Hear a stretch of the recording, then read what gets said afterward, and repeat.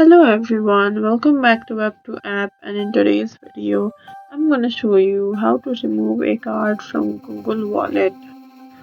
If you want to remove your payment method from Google Wallet, then follow along.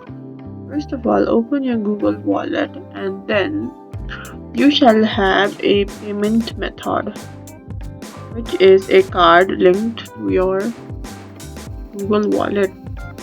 So if you have a linked payment method and you want to now remove it, then go to the payment method section. So now if you have a card linked to your account, then you can click on the remove option, which will be available right beside the card.